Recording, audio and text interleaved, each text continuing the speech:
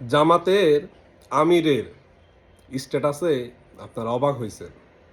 আমি কিন্তু অবাক হই নাই, অবাক হওয়ার কোনো কিছু নাই। অবাক হওয়ার কি আছে? জামাতের চরিত্র এরকম। তারা এখন নারীদের ভোট তাদের পক্ষে নেওয়ার জন্য নারীদের বিভিন্ন ধরনের সান্ত্বনা, বিভিন্ন ধরনের বড় বড় স্বপ্নের কথা বলছে। এর বাইরে কোনো কিছু না।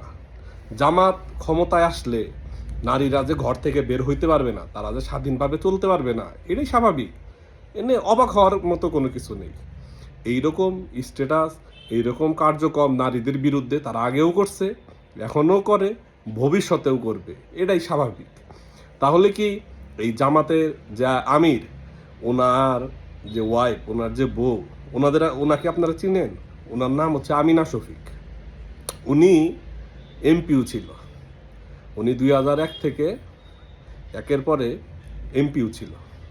আপনার উনি একজন পেশায় ডাক্তার।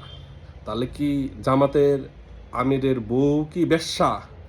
যদি জামাতের আমির বলে থাকে যে বাংলাদেশের প্রত্যেকটা পেশাজীবী নারী বেশ্যা, তাহলে তো ওনার বউ বেশ্যা হয়।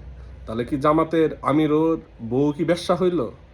শুনেন, আমি জামাতের কাছ থেকে এর চাইতে ভালো কোনো কথা আশা করা যায় না। এনে অবাক হওয়ার মতো কোনো কিছু নাই। আপনারা যে অবাক হচ্ছেন, অবাক হওয়ার মতো কোনো কিছু নাই। জামাতের চরিত্র এরকম। আজকে জামাত যদি সরকার গঠন করতে পারে, নারীরা বাংলাদেশে স্বাধীনভাবে কোনো মতেই চলতে পারবে না। এমনও হইতে পারে যে নারীদের পড়ালেখার ব্যবস্থাই বন্ধ করে দিতে পারে। জামাতরে দ্বারা অসম্ভব কোনো কিছু না। দেখবেন এমন এক আইন পাশ করব, নারীরা স্কুল, কলেজ, ইউনিভার্সিটি কোনো কিছুতেই যাইতে পারবে না। চাকরি তো অনেক পরের কথা, তাদেরকে ঘরের মধ্যে আবদ্ধ থাকতে হবে। এমন এমন কঠিন দুর্দিন নারীদের জন্য বাংলাদেশের অপেক্ষা করতেছে যদি জামাতের পক্ষে সরকার গঠন হয়। এনে অবাক হওয়ার মতো কোনো কিছু নাই। তাহলে আমার জামাতের আমিরের কাছে এখন প্রশ্ন, আপনার বউ এমপি ছিল, সে একজন পেশায় ডাক্তার, সেও পেশাজীবী, তাহলে সেও কি বেশ্যার কাতারে পড়ে?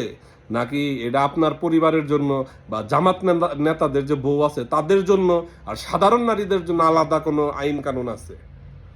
নাকি জামাতের নেতাদের বউ মেয়েদের জন্য আইন অন্যরকম, আর সাধারণ বাংলাদেশের যে নারীরা তাদের জন্য আইন অন্যরকম?